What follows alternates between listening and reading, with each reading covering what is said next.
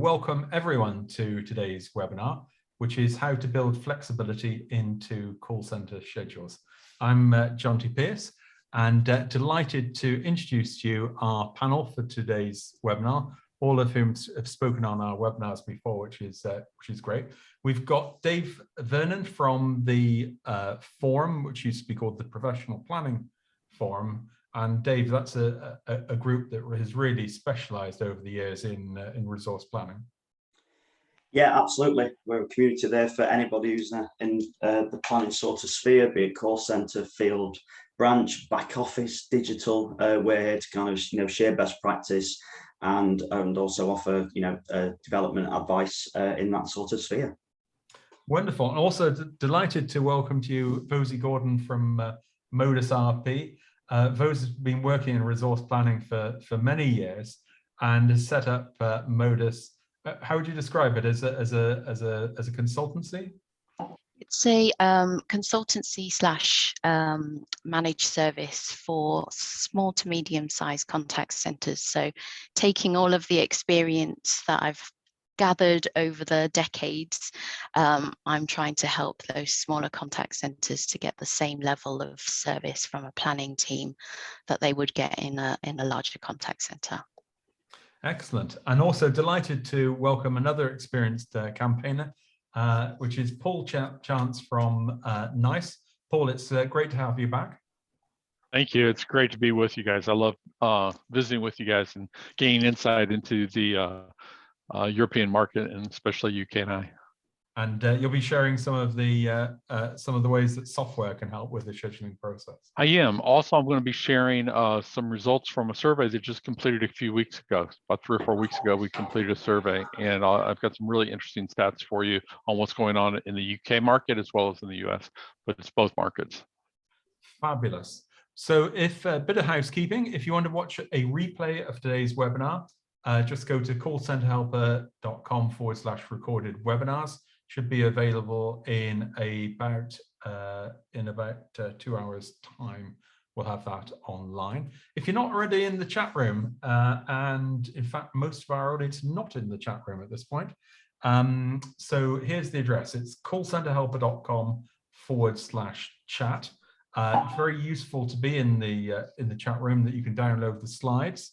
If you quick way in, just type in cch.chat into your browser or into your mobile phone. That's quite a quick way of doing it. If your screen's big enough, and probably if you work in planning, you almost certainly have a massive screen, you can just put the chat room up on one side of the screen and the webinar slides up on the other side of the screen.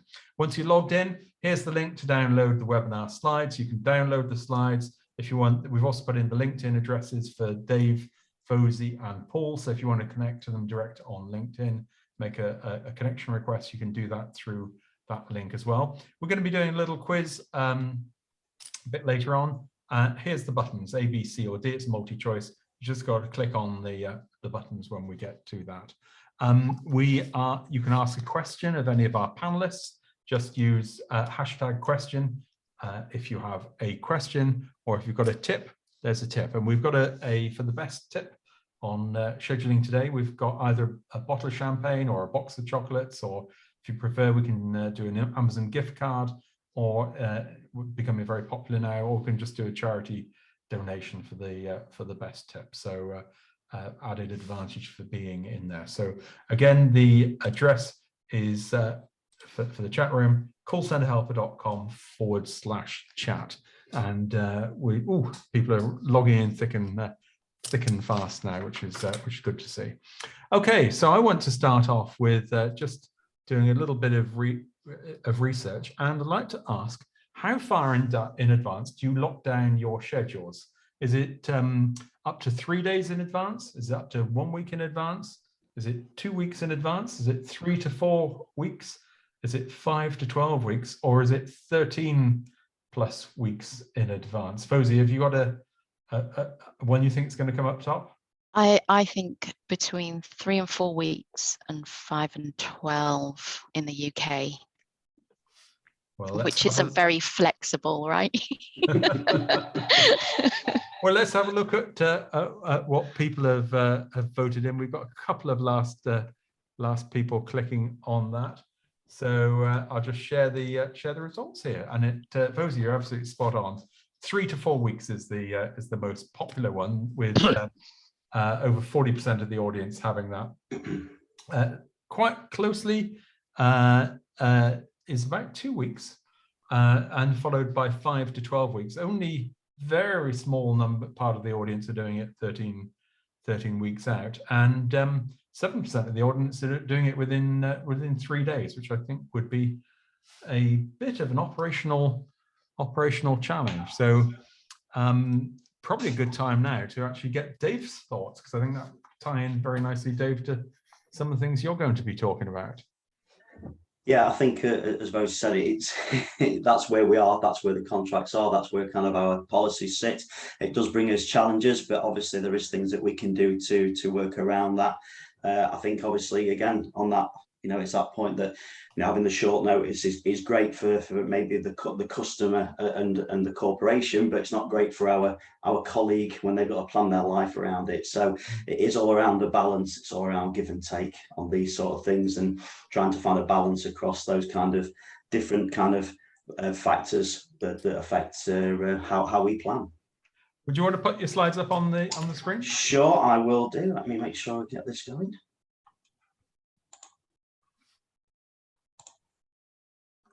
You need to stop sharing, Jonty.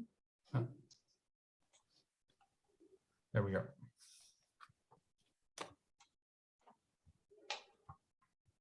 That okay? Absolutely fine. Okay, right. Well, first thing I'm going to do is click my stopwatch so I can try and adhere to the time that Jonty has given me here. So let me just do that as a starting point. So we'll start that. So welcome today, folks. Really looking forward to taking you through a short presentation around key considerations to try and deliver effective working schedules for your operation. This will be try and keep this within the 10 minutes. I will do my best. So you can't do that. I'll let you read these, and I'm sure you'll be able to relate to some of these comments that you can see on the screen in front of you now. I'll just read a couple out. I wouldn't want to work that shift, so I don't think anyone else would either. Just remember, you aren't working the shift pattern, so don't assume what everybody else wants. We don't have the technology to support this, and it would be an administrative burden. The cost of 4 people administrating a flexible working solution for 350 people can be nothing when it's compared to the benefit in retention, attraction, employee satisfaction, and customer satisfaction in your organisation. When it comes to working patterns, we need to collaborate. The working patterns debate is always lively. It's a hugely emotive topic, and it's quite rightly raised itself to become a business priority as organisations look to redefine their workforce strategy. There are some strong opinions about which patterns work and which ones don't. And unfortunately, too often, this personal bias limits the flexibility offering. Senior mandates from our friends at the C-level suite and our hippos, and if you've not come across a hippo, that's the highest paid person's opinion in any organisation, room or meeting, can often influence and limit the options available.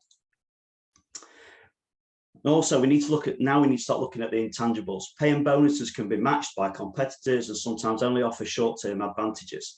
This also kind of can promote a money-first attitude and not an aligned connection to cultural values of your organisation. Focusing solely on pay and conditions often means this can only go one way. Typically, it means increasing salaries is a positive for everyone, but once that level has kind of been set, it's really hard to change it. However, the intangibles, and working patterns being one of those, can lead to loyalty and long tenure of your people. So I've just touched on this previously about the commercial customer colleague. The purpose of the working pattern is to help the business achieve strategic objectives, support customer experience, and support a healthy work-life balance. These 3 considerations are dynamic and require iterations because commercial objectives change, commercial expectations and demand profiles change, and colleagues join, leave, and transition into new roles. Working patterns need to be considered as a continuous improvement cycle, respecting the ever-changing environment. This will not be solved by a single shift review every 2 to 3 years, which is sometimes what we used to see kind of pre-COVID. This needs to be an ongoing process to create the right outcomes. Working patterns can provide a huge attraction factor now, as well as be a significant reason for retention in your organization. Fairness. This is something that's mentioned massively across most organisations and contact centres, and it's not uncommon for the word fair to be used at some point, as someone will point out the importance of fairness. But let's look at the definition of fairness. The definition of fair is treating people equally without favouritism or discrimination. It is rare for a customer contact operation to find a one-size-fits-all working patterns or approach. When there are many people required to cover a range of operating hours and customer demand, a single shift pattern or rotation is likely to have limitations. Though the idea of the working rotational pattern is that everyone works the same shifts, therefore sharing the perceived good and the bad shifts, the reality is that shift swaps, absence, short notice changes and annual leave will mean that people will in effect work different shifts anyway. Therefore, using the word fair in respect of everyone working the same is going to fail. Using the word fair in respect of without discrimination is going to succeed. It is really important to define what you mean by fairness and how your working patterns and workforce strategy works. People will compare themselves to others, and if it is perceived that some people have a benefit, this will create an unnecessary problem. By recognizing everyone as an individual with individual needs, people identify with their tailored working pattern without the boundaries or limits available. Key considerations. We need to look across the operating model, channels and skills. Before looking at the working patterns, you need to understand the operating model, opening hours, contact channels and skills required. Operating hours is an important consideration, especially when extended hours are involved.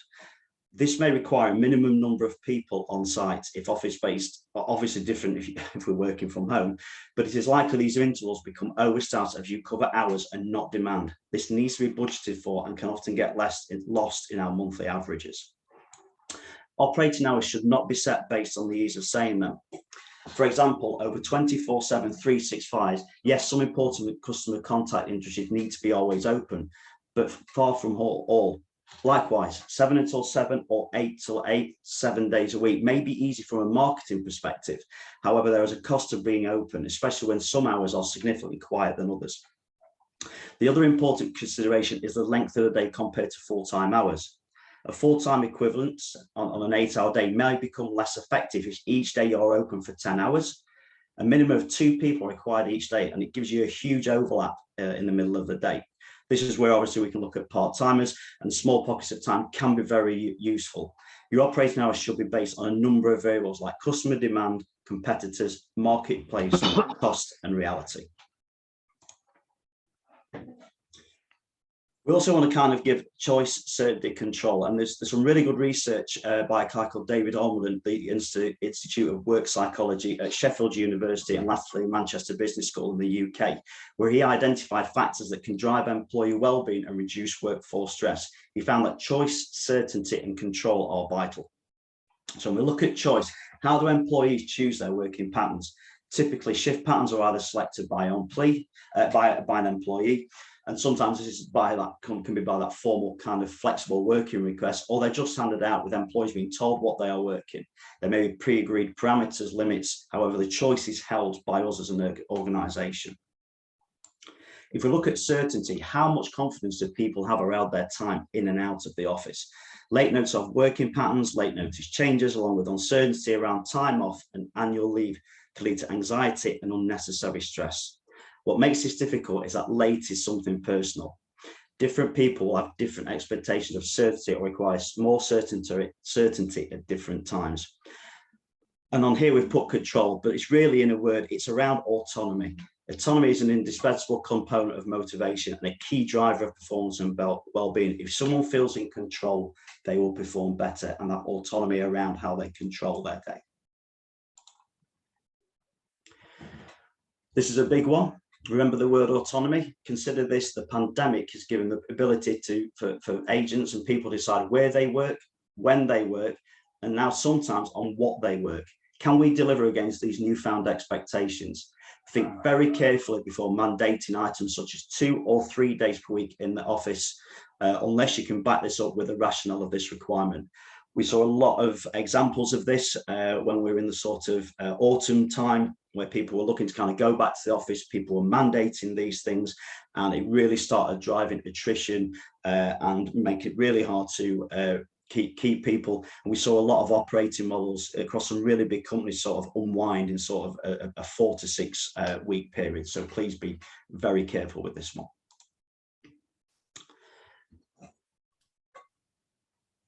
As you can see here, we've got a lot of kind of working patterns and different things that we can use, and basically understand that all of these options on this slide can and are successfully being worked somewhere. Likewise, I'm also sure that someone's made a mess of all of these as well.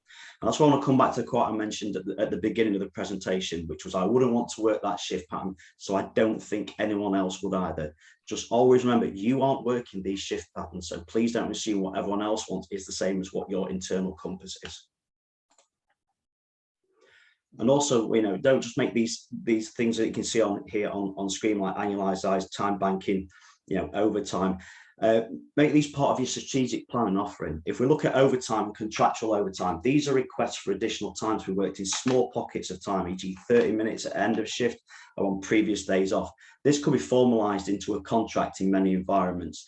Also kind of putting out unpaid times, times off without pay in addition to annual leave. We can build in certain sorts of parameters around this that make these really kind of easier to manage.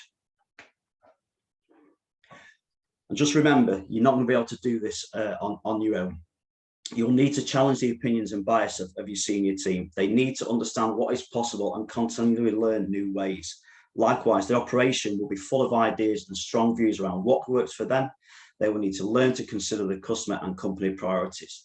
The planning team is going to need to adapt, as some solutions may mean some data points change, and this is where we can lose sight of the big picture. Finally, and most importantly, the advisors and the people working these patterns will need guidance and education to support their ideas and choices. So as I kind of start coming to the end here, again, bringing you back to that commercial customer colleague, the ultimate measure of success is the delivery of strategic objectives within agreed budget. The strategic objectives should consider the purpose and financials in a way which is compliant and legal. From a customer perspective, quality and services has met expectations to provide an acceptable customer experience. And we need to be crystal clear of the key customer metrics. The classic mistake is for the budget to be based on an average service level performance over the course of the month. However, operationally, we want to do a consistent in-day sort of interval delivery. And also we need to look at that college, a great place to work, high levels of employee satisfaction and morale, low absenteeism.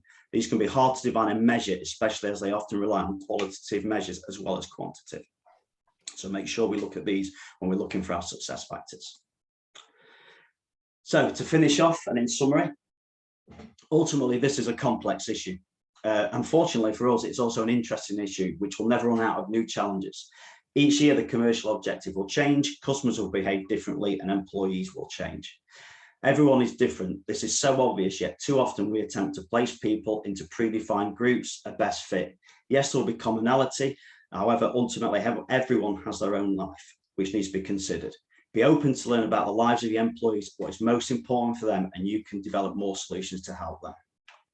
Define your limits. It is doubtful that you can please everyone all of the time. There are costs and practicalities involved in offering personalized working patterns. Not everything is going to be possible.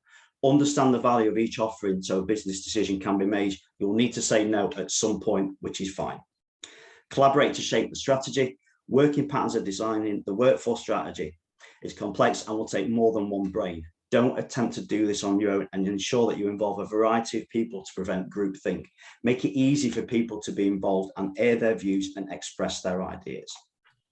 Develop a range of solutions. It is likely to require more than one working pattern and a variety of part-time and full-time hours. Remember, this is an iterative process where arrangements need to evolve to ensure they remain relevant and future-proof. What you design now needs to be reviewed, added to, and even some solutions stopped. And finally, track, measure, and celebrate your success. Be clear of the measures of success and create a balanced scorecard approach, which looks at those commercial, customary, and colleague measures with new ideas. that's all I've got to say today, folks. I'm a little bit over. I'd apologise, Jonty, a couple of minutes over there. If you want some more information, there's more information on our website, forum.social, and we also have our best practice guide available where you can go and look at like the 8 key considerations of hybrid working that you might find useful. I hope that's been good for everybody. Wonderful. Well, thank you very much indeed for that, Dave. Some great takeaways in there. If you could just jot into the chat room what you like best about Dave's presentation. There's some great things in there. The hippo, I would love that. The highest paid person who gives an opinion. I think so much dominates so much thinking in so many companies. Working patterns are a continuous improvement process, not just something you do on pain of death every 2 to 3 years. It's got to be so true, that I think. And also a lovely, great one. Don't assume that if you don't like a shift pattern, that everyone else won't like it as well. You know, if you are, you need to ask first. And I did also like the fact that all of the shift patterns you had on your slide have been used successfully somewhere, but they'd all been messed up somewhere. So it's really a question of implementation rather than necessarily the shift pattern being wrong. So if you want to connect with Dave on LinkedIn, you can do that from the through the chat room. There's a link on the download webinar slides to Dave there. Right, let's jump across to the chat room and see what everyone's been saying. So a question from a tip from Emma. When you can let agents of the same role shift swaps as they please? I think is that a question going through? I don't know if you've got a view on that, Dave. I don't know if it's about saying, letting agents of the same roles, swap shifts and things like that. But I'm sure kind of Paul will pick up on this as well. That usually, shift swapping and something like that is really very easy in most if you've got a WFM. But then we try and usually as planners ratchet it back by kind of going, well, it's not exactly the same sort of hours, or that person's got a slightly different skill to that one, so they've got to have an exact skill swap. And before you look out of it, you've got like 1,000 agents, and you probably had about 4 shift swaps because the system has been pulled back to kind of not, to stop that. I think we've got to kind of go with some of this is it's that balance, by letting this go a little bit further, where maybe they're within a half an hour starts, they've maybe not got all the skills, but they've got the core skill, letting that go in, because if people just be being told no all the time, we go, what's the point? So I think it's maybe around that about, if we're going to do these sort of things, is kind of understanding you're not always going to get an exact, like for like, but that does come, it's also educating the stakeholders that sometimes you might see a slight dip because we've let some of these shift swaps go through as well. Indeed. So Rashta says conmunication with the employees regarding shifts is key. Try to take into consideration employee preferences when considering shifts. I think that ties in with what Dave was saying. Interesting one, Vosy here. Schedule half of the employees' work hours and let them choose when they want to work on the other half. That's a sort of something for me, something for you type of approach? Yeah, I think Paul will go into that in a bit more depth later on, but yeah, there's definitely this collaborative way of going, well, actually, you can have a collaboration here of business benefit, and here choose a little bit of what you want as well. And I think that's going to go down with advisors really well. Because at the moment, shifts, and if you do shift reviews are done unto advisors. Even though we do say we're trying to collaborate, I don't think we collaborate enough. Giving this kind of options a great way of kind of collaborating a little bit more. So I like that one. Excellent. And Paul, here's an interesting one that's taken more relevance now with home working. A popular shift choice amongst our agents is a split shift. They work 4 hours, have a 4-hour time off period, and come back to work another 4 hours. Rather difficult if people got to jump in the car and go 35 minutes to the office. But for Paul, home working is really enabling the shift, the split shift to come to the fore. helps if I take myself off mute. Yeah, we were seeing quite a bit of this, especially in the States here. I'm not sure if it was this way in the UK, where there was a lot of homeschooling. And so parents needed to step out and help their kids with schooling, or other things would come up. So the split shift really has gained a lot of traction in the marketplace. And sometimes it's more complicated than just 4 hours on, 4 hours off, 4 hours on. And so there's lots of permutations for this. But certainly, yeah, we're seeing this all over the place. And it's certainly often popular with people who have to do caring, for instance, where you might have caring for someone, you've got to get their breakfast and lunch, but sort of, and it often ties in well with your peak morning and peak afternoon in terms of profile of calls or contacts coming into the contact center.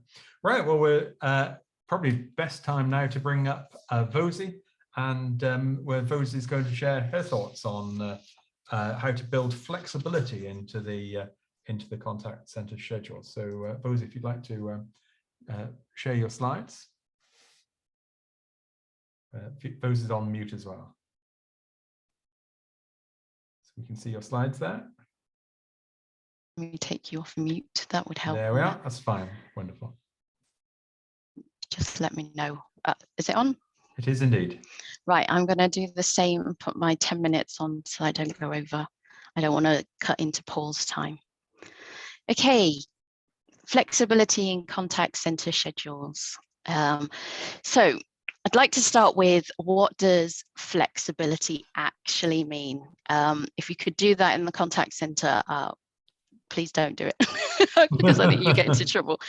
But for me, flexibility comes in two sections. There's flexibility that we want from a planning perspective, flexibility from a business perspective, which is all about efficiency. How can I get my schedules to match that beautiful curve, that intraday curve, so that I don't have as much schedule inefficiency, and we're not wasting time sitting there doing nothing, right? So that's from a planning and business perspective. That's the flexibility that we want.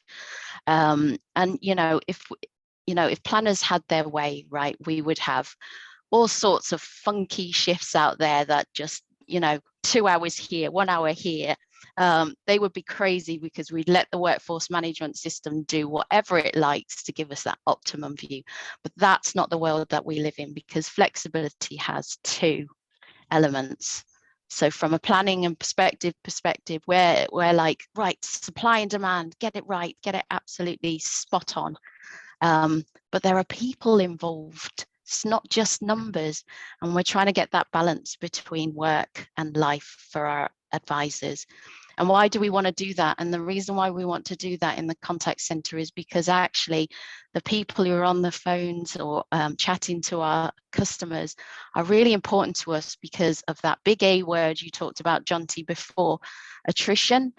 The market out there it's an advisor's market right now. There are so many jobs out there because of hybrid working and everything else. We can pick and choose the jobs that we want, and the labor market says you need to be able to retain your people, because actually it's really expensive to not retain your people, having to train people again and again to replace the, I don't know, in some places it's annualized attrition of around 50%. I've seen in some places even 60% in some. That's a big turnover of staff. If you can retain them by giving them some other option that helps them to get that work-life balance, why would you not do it? So getting that balance, that flexibility, that gives you the flexibility you need as a business, and flexibility for your advisors, is the holy grail of the flexibility that we're talking about here. So there's one thing about flexibility that Dave talked about, a fairness trap. I think there's also something called a flexibility trap, and that is around putting too much flexibility into your schedules. I've had a client that I'm working with who has literally put in all sorts of different flexibility in there, to the point that they have numerous contracts, they have numerous people on different ways of working, and it's an absolute logistical nightmare for them at the moment. And what we also need to understand is how much flexibility do you actually need? How volatile is your business that you need a huge amount of flexibility? Actually, in most businesses, and the majority of businesses that I've worked in and supported, you all have quite static profiles. They might be slightly different depending on industry, but it's pretty static throughout the week. So what is it that you're trying to achieve with the flexibility? The likelihood is it's those unpopular hours, right? So the evenings and weekends that everybody hates working. So that's what you're trying to achieve. But some people might actually want to do those. And when you're building your schedules, we need to respect as well that, you know, some people don't want to be flexible. So maybe you want to build your schedules with those people in mind who, you know, who are really good advisors. They do a great job, but they want to work Monday to Friday, or they want to work in the day. And how do we build those schedules in as our building blocks, first of all, and then work on how much flexibility we need then to actually put the rest of the schedules in, and what kind of flexibility do we need? Flexibility options then, oh my goodness, Dave went through quite a few of them. You know, there's job sharing, working from home, flexible working, you know, compressed hours. But sometimes flexibility doesn't have to be really complex. So some of the stuff that, you know, has worked successfully in the places that I've worked are really simple things like, if you don't want, if weekends are a problem, how about you share them out on Tuesday to Saturday shifts, or Sunday to Thursday, where people still get 2 days off in the week, but they work one weekend, but it's nice and static, and it helps them to sort of like make sure that they still have time with their family on the weekend, but you get some of those shifts that aren't so popular. They get worked. I would say as well that, and this is controversial, is kill the rotations. I'm sorry, and that's the ooh kind of scary, but like, I've worked in planning for 20 years, and the rotational shift pattern is like a comfort blanket. Everyone wants it. Oh, fairness, give everyone some unpopular stuff. But does it really work? Because actually, just say the late shifts, give them Monday to Friday late, and they've got the whole weekend. You know, there's ways of working all of these unpopular shifts where you don't have to fall into this fairness trap that Dave's talking about, around having to give everyone something unpopular. People out there will work those shifts, and like Dave said, don't assume that people won't want to work them. What you've got to do is be able to understand where you find those people who be able to do those, and target your recruitment around those kind of people. On another note as well, you know, this is a business perspective. If you want flexibility and you want to retain good people in your in-sourced centres, controversially, you could outsource some of those unpopular opening hours. You know, it doesn't necessarily mean that you're taking the labour market out of your contact centres completely, but what you're doing is you're giving your good people the opportunity to work the shifts that people like working, which are in the day, and possibly outsource the unpopular shifts to somebody else so that they can actually do those for you. So, you know, from a business perspective, that's something that's very popular. So the next bit, I don't know how far I'm at. Yeah, oh God, I've only got 2 minutes. That's right. If you need more, carry on. Recruitment and engaging the recruitment team is so important. So where I talked about all of those different shift patterns, you really need to engage your recruitment team on what those shift patterns are.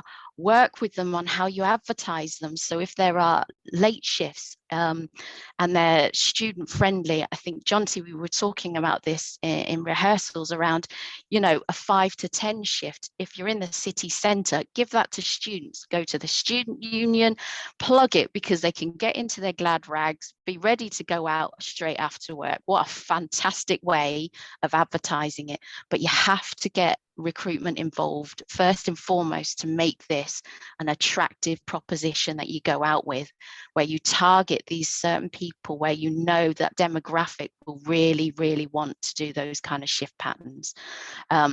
All too often I've seen in recruitment, we go out and we go, we need advisors, you need to have X, Y, and Z, and you need to be flexible Monday to Sunday, 8 till 10. And it's like, wow, no one wants to be flexible 8 till 10 Monday to Sunday. It's not really what people want to do. And what you'll find is sometimes when you show them the shift patterns after they've been to the interview, they go, nah, I don't think this is for me. Might do some training and then leave before they actually have to do the shift patterns. And I know that's another controversial one, but I have seen career career trainers, advisors who train and then leave before they get the horrible shift patterns and have to go on the floor. So it's definitely something to consider. Okay, last but not least, I'm being really quick now. Hybrid working, again, from a planning perspective, hybrid working, home working, oh my gosh, it's been like the holy grail. I think Dave in the forum, I think we've been talking about home working for decades, right? And it's only a pandemic that's actually allowed us to actually do this. That's my timer. You know, God, it's absolutely key. And do you know what, the great thing about that's come out of the pandemic is that it's successful, it's worked, we've been able to use it in a lot of organizations, and we've been able to hit those peaks by allowing people to work a couple of hours in the morning, and the split shifts and everything that we possibly could dream of has come true for a planner, and I absolutely love it. But you know, like Dave said, don't let the grown-ups ruin the flexibility that you've got from hybrid working and home working by putting set rules that don't make any sense. If you're going to do hybrid working and home working, how does it work for your people? How does home working fit with office working? Shut the office down earlier so that people don't have to leave the office late at night trying to find a taxi or a late night bus. Home working can be something that can be really engaging. So really think about it from an advisor perspective. And I'll stop talking now because I've gone well over, but the conclusion is, find what flexibility works for you. There's a massive big toolkit, but don't overcomplicate it, because actually it really does depend on your business and what you need to be able to manage your peaks. Don't fall into that flexibility trap of like going fully flexible and then having a logistical nightmare. If you don't have a WFM as well, my goodness, doing that on Excel, I've tried to do it and it's horrendous, so please don't. And then recruitment, get them involved as soon as possible. They have like a 6 to 12 week lead time, so engage with them and make sure that you really target the people that you want to gain that flexibility. And do hybrid working and home working well, and really target and think about what would work for your advisor population. And that is me. Wonderful. Thank you very much indeed for that, Vosy. We're going to be jumping across to the chat room now. So if you're not logged into the chat room, we've only got... Jonty, you're sharing our chat room. Oh, sorry, sharing the wrong one. Okay, I'll stop sharing that and share the screen. And okay, so log into the chat room.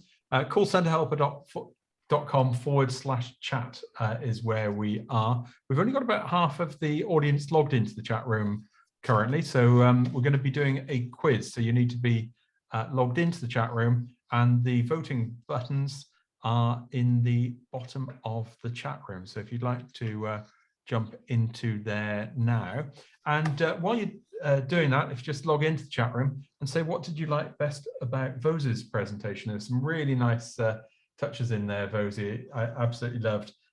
Watch out for the flexibility trap. Flexibility is very different for the company as it is for the individual. I think some people will want to work the unpopular shifts. It's all a question about finding them, and that's really where you can go out and get your recruitment working well. Often, you know, ask your staff which shifts they want to do and give them those shifts, and then recruit for the gaps, I think, is one of the key ones. And kill the rotational shifts. Alleluia. It's like if you want to make people sort of permanently have jet lag, put them onto rotational shift. No, I think a lot of people, they don't mind working odd hours, but they like some degree of certainty in their life. So I think absolutely brilliant advice there. So let's jump across to the chat room, and we've got quite a number of people logged in already. And I'm going to start the quiz. You vote on just click on the buttons when the questions come up, multi-choice, at the bottom of the chat room. So the first question, I'm not sure why we're not seeing the picture there. First question, Rachel, can you put up the slides on your screen? First question, true or false? Occupancy and utilization measure exactly the same thing. So true or false? Occupancy or utilization measure the same thing. So we've got quite a number of people have voted there. Just give people, so if you think it's true, press button A. If it's false, press button B. Okay, let's go and have a look at the results. Most of you get that right, indeed. Occupancy differs from utilization, and occupancy considers only live logged in time, but utilization covers other factors such as shrinkage. Okay, and let's get the next question up. So what does the acronym AHOD mean in planning? Is it average handled over the day? Is it average handling on demand? Is it all hands on deck? Or is it average handover date? So which of these do you think AHOD means? Average handle over the day, A. B, average handling on demand. C, all hands on deck. D, average handover date. So let's see how many of you got this one right. And actually, most people got average handled over the day. The actual answer is all hands on deck. A quick technique for getting the queues down, but it only provides a quick fix for short-term peaky demand, but isn't very sustainable over long periods. Next one we'll have a look at. What percentage of resource planners said meeting service levels was their biggest problem when trying to design schedules? Is it A, 16.9%, B, 20.9%, C, 24.9%, and D, 29.9%? I've got a bit of a spoiler here. The answer ends in 0.9%. So let's see who's got the right answer. In fact, yeah, very even actually between C and D. The actual answer is C. It's 24.9%. Say meeting service levels efficiently is key, and that's gone up from 16.1% the previous year. So I think that's probably the impact of the pandemic and everyone working from home, causing a few problems there. And lastly, the last question is, who said organizing is what you do before you do something? So when you do it, it's not all mixed up. Is it A, A.A. Milne, B, Agatha Christie, C, Albert Einstein, or D, Angela Merkel? Took me a while to get 4 famous people, beginning with A, but I've managed it in the end. So let's have a look at how many of you got the right answer for this one. The correct answer, most people have gone for Albert Einstein. It actually is A.A. Milne. And another great quote from A.A. Milne in his Winnie the Pooh book is, "Did you ever stop to think and forget to start again?" I know that's the feeling I get from time to time. So let's go and we can now actually go up and start again. And we're going to, probably a good chance now to jump across to Paul's presentation. So if I ask Paul if he could put his slides up. Okay, everybody can see my screens okay? We can indeed. Great. So we're talking about flexibility, and it's not an either or proposition. That flexibility is not just about creating something that the agents like, but it's also a way for the business to meet their needs. And I really believe that it's possible to get a win-win and provide this level of flexibility. And as I talk about this, what I'm going to be doing is splitting this idea of flexibility into logical components. Kind of, you know, the idea is the way you eat an elephant is one bite at a time. You don't try to eat the whole thing all at once. And so let's kind of break this down. And also, how do we empower our agents to become partners in that scheduling process? So what I would like to do is NICE actually went out and did a survey of the UK market and the American market, both markets, and we got the results back just a few weeks ago, and we looked at the great attrition, where people are leaving their jobs and moving and flipping to other jobs. Vosy mentioned it quite a bit, and what we have found is that 42% is the average attrition rate in contact centers. And that's across big and small and across different verticals. We saw differences as we looked at verticals. So if we looked at things like business process outsourcing, those tended to have higher attrition rates than others, or collections environments tended to have a much higher attrition rate. So this is a range, a big range, but anyway, 42% is a huge amount of money when you consider that 60 to 70% of your budget is people. If 40% are leaving every year, and you have to factor in the cost of recruiting, onboarding, training, all that stuff, that becomes a massive, usually in most moderate size call centers, that can actually be millions of dollars in costs. So let's dig into this a little bit and ask the question, are we doing everything we can as a business to improve retention? So we dug into this question a little bit deeper. And we asked the agents. So in this survey, we asked both agents and we asked managers, but we asked the agents how much time or how much effort is being put forth by your organization to retain me as an agent. And what's interesting is if you combine some effort and a high effort, it's okay. It's not great, but it's okay. 6 out of 10 companies are doing something, but only 3 out of 10 are really going out of their way to address it. And it's almost like if you add the 32 and 28, that's 60, 70% of companies are saying, you know what, it's okay. I'm not going to really kind of worry about trying to fix this problem. And 30% are actually saying, let's fix it. So we dug into this a little bit deeper and said, so why are people leaving? And there were 4 big areas. Obviously, better pay is one of the reasons why people leave. Career growth plans, flexible scheduling, and then ability to work wherever I want to work. And so when I look at these, some of these are outside of the scope of planners.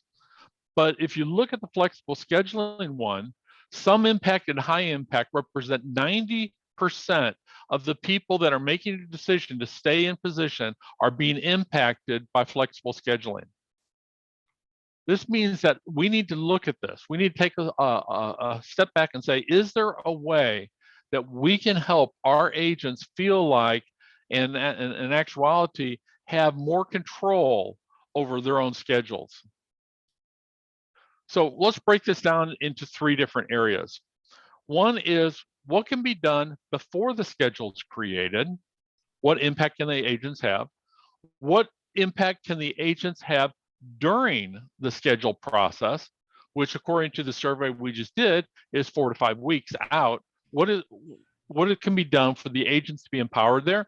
And then once that schedule is published, there's always a lot of changes. There's changes in people's lives that take place, and there's changes in the demand that take place that we monitor through the intraday management tools.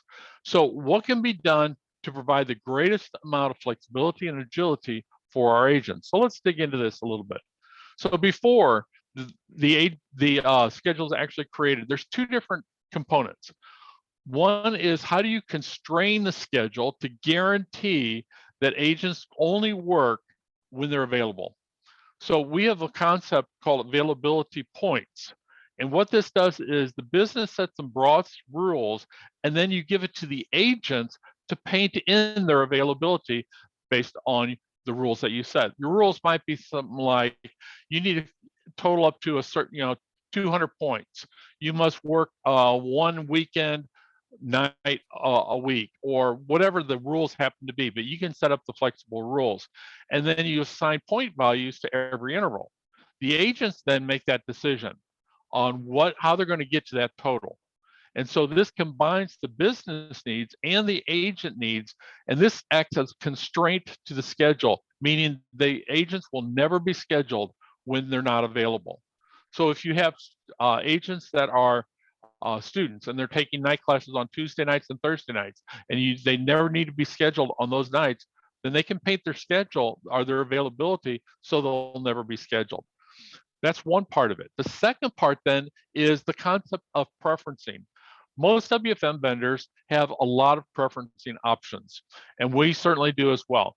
The idea of preferences differs from guaranteed availability because preferences act as a consideration to the generation process. So we will try to give you as many of these preferences as we can. And that's based on different rules that you set up. There's proprietary algorithms that we use so that it's not all preferences or none. We can give some of the preferences. We can set which preferences are available for which agents. It's a very streamlined area where agents can actually set these things up for themselves. Those preferences and availability then go into the schedule generation process. So they've set these broad parameters, when I can work and when I want to work. And then we create the actual schedule. Now, traditionally, there are a lot of ways that schedules are created, and we've got all these different patterns and paradigms listed, but there's more. It's not just the traditional paradigms. What we're seeing is a change in the marketplace where there's this concept of self-scheduling, where it might be you need 30 hours a week to be able to retain full benefits. And so you schedule your 30 hours, but then you let your agents schedule themselves for the remaining 10. Or you might be 20 and 20. It might be 10 and 30. It might be 0 and 40 that you let them schedule. But anyway, what it's doing is it's allowing your agents to schedule themselves up to the demand curve through automation. So they can do that on their mobile device. They can just look at their phone and say, okay, I'll work these days. I'll work these hours. Then once the day comes, we have the intraday management changes and the intraday demand curve changes. We still want to give that flexibility to the agents to be able to make those changes. So they can then go in there and say, you know what, I need off or I need to work. And I'll dig into that a little bit more. But as the schedule is created, there's now more options for self-scheduling and hybrid scheduling that we've not really seen take place in the market before. Then after the schedule is created, this need for flexibility continues. Here's a couple of scenarios. The employee says, you know what, I need to look to find out when some time off. Instead of playing battleship and saying, I want to take off next Tuesday from 8 to 10, can I do that? It goes to the supervisor, it goes to the planner, and the planner says, no, you can't. They tell the supervisor tells the agent, no, you can't have that time. Then the agent comes back and says, well, what about 9 to 11? And he goes to the supervisor, who goes to the planner, who planner says no. It goes back and forth until they finally find a solution that meets. So show them on their phone what's already available. They can take the time off, they can request this time off, and they just swipe and say, okay, I'm going to take this time off, and it automatically updates the solution so everything works fine. You can also do the same scenario in a swap, where you say, I need to go to the doctor's, and so I want to take off, or my kid has a reschedule their piano lessons, so I need to change a couple hours. So I take a couple hours off from this part of my shift, and I move it then to another part of the shift, another part, and say, okay, there's some hours available there, and I'll go ahead and take those, and that way I still get my full 8 hours for the day, but the agent is in control. This is all taking place automatically with full transparency, so that the agent can get be in control of their schedule. What about if they need extra hours? So look at the demand curve, have your rules set up, make these available to everybody on their phone. They can just look and say, you know what, the car broke down. I'm going to have a little extra expense getting the car fixed. So is there some extra hours? And of course, this is all built within consideration of overtime rates and budget and things like that, so that they can look and say, oh, okay, I'll go ahead and take these. It automatically then notifies the workforce management solution. Schedules are updated, no manual intervention whatsoever.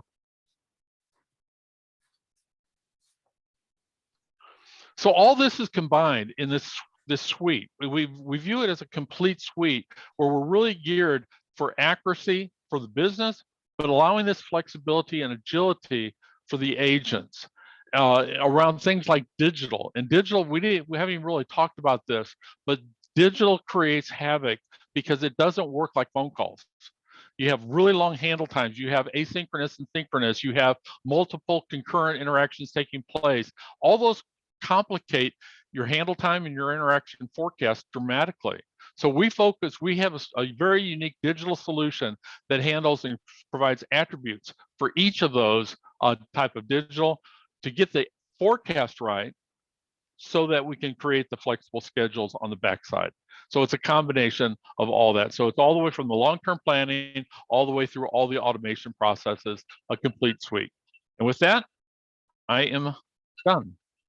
Wonderful. Well, thank you very much indeed for that. And I know a number of you would like to see a demonstration of that. If you missed the poll, you can certainly put that into the slides as we go through. So let's have a look at the chat room, see what's coming through. I'll just get the slides up here, and some great thoughts there, Paul, in terms of attrition very high in the industry, but there's a lot of things you can't necessarily control, but you can control flexible scheduling.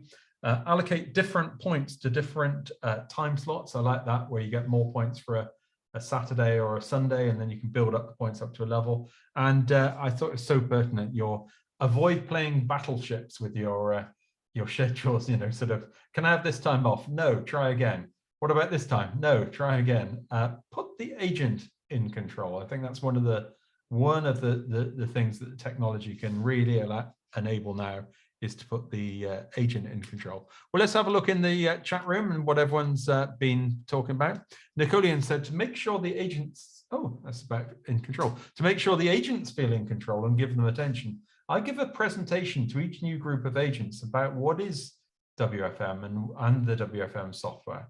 I also explain all the scheduled options we have and ask them what they miss or would like to add, what they miss, and if possible, pilot some of those things. I think, Paul, that really ties in with some of the thoughts you had there.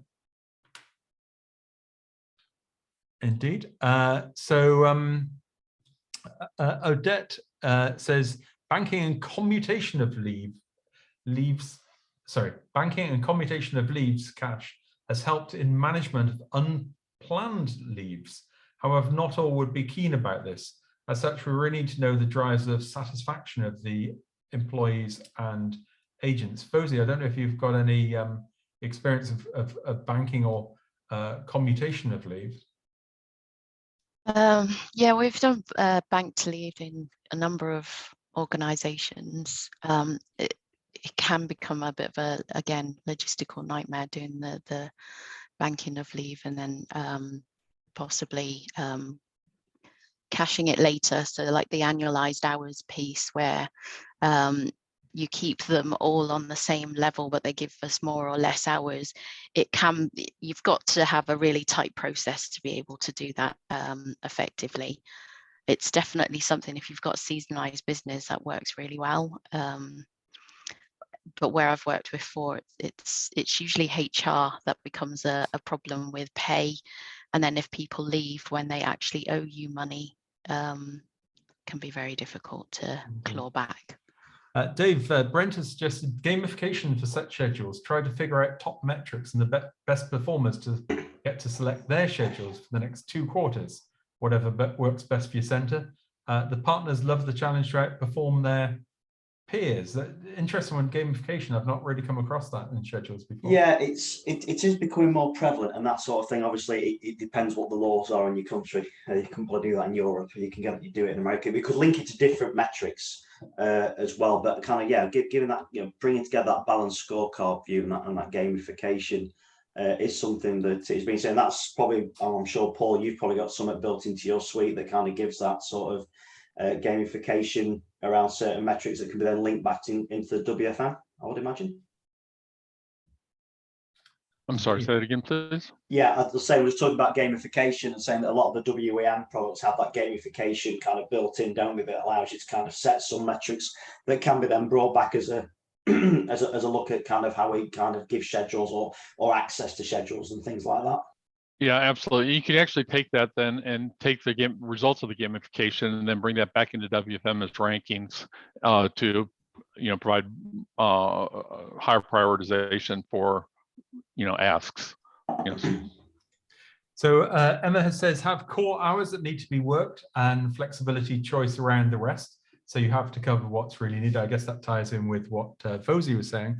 We've now reached the top of the hour, I'm afraid. So much to content we could go through. If you just put in the chat room, what did you like best about today's webinar? Here's the winning tip. The winning tip comes from Faith, who says, when presenting a new or change to how you're scheduling, identify the leaders of the group that have the most influence. This is different from, I guess, the hippo, who's the most highly paid, but who in a group has the most influence? Get their buy-in first and feedback. So when you present it to all the leaders, you have support for the change. I think it's an absolute amazing way of getting buy-in. It's also a great one if you want to get your business plan through the board. Find out who on the board is going to support you. If you just fill in the survey when you're doing it, it's only 4 questions long. We're back next week where we're going to be looking at self-service strategy. And just like to thank 3 brilliant speakers for today. Dave, thank you for joining us today. No, absolute pleasure. Really enjoyed it. And on that volatility and flexibility and all that sort of thing, please feel free to come and have a look on our website. There's some free articles you can pick up that are all around that. Brilliant. Vosy, it's been great to have you along today. No, thank you very much. I really enjoyed it. I'm a bit like Dave. I think we could talk for England. And just a reminder to kill those rotational shifts in if you still got that in the audience. And Paul, it's been great to have you along. I'll be keeping that battle chips in my head for quite a while.